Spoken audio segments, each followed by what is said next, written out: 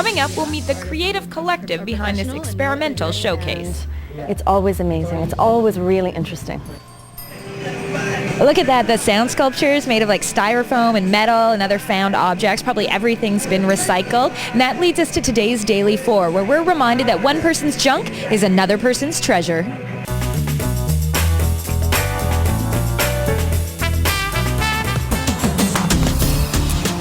With the recent garbage strike in Vancouver, residents have been searching for places that will recycle everything and anything that's kicking around the house. Well, look no further than your local non-profit. First up is Home Start.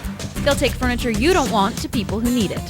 The furniture goes to people that are either starting over or starting up a new home. So people that are leaving some sort of a period of homelessness and moving into their own place.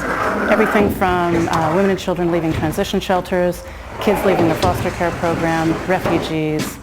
Homestar helped 290 households last year, and all on a budget of $80,000.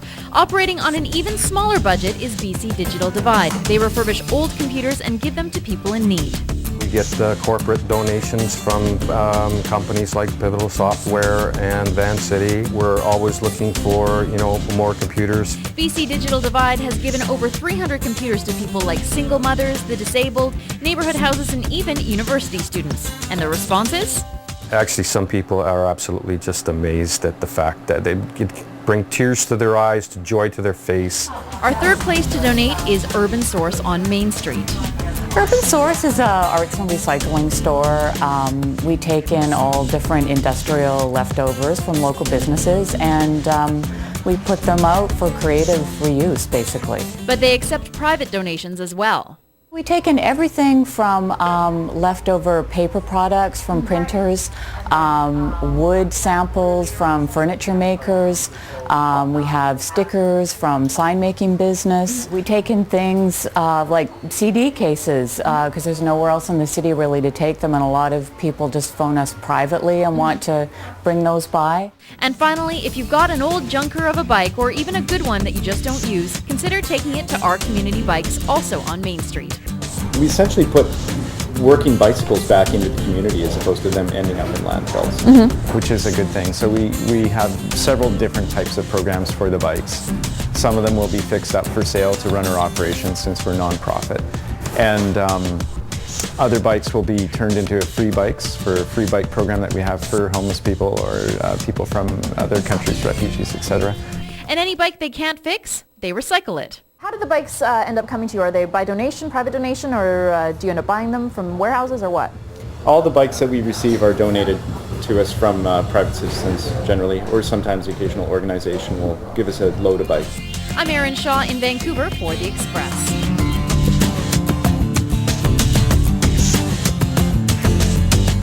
Remember, all the organizations Erin was talking about take clean, non-toxic household items. So if you want to make sure you have what they're looking for, just give them a call. Now, if you're looking for something unexpected, original, maybe some new artistic territory, we have that for you today on The Express. We're at the Anza Club for the rehearsal of Brief Encounters 7. We'll talk to the producers, the performers coming up about this performance experiment. Onto this spongy tongue, and you sit down into these huge molar seats. Also, streams and rivers, cleanups, and celebrations. We get the lowdown on the high tide of BC Rivers Day. Plus, from real life to best-selling novel to the big screen, Reel to Reel reviews the new adventure drama Into the Wild. When you think about it later, it's a movie that will stay with you for some time, I think. There's always so much going on around town, and in some cases not going on. I don't know if you've heard, but the Rabbit Festival has been postponed due to the ongoing strike action. I know, but I promised I would get the word out. Now, that doesn't mean that rabbits aren't having their voice heard, or at least their message being spread. Up next, Sayoko Maraze introduces us to a local photographer with a very interesting story and a very cute subject. Oh. We like rabbits.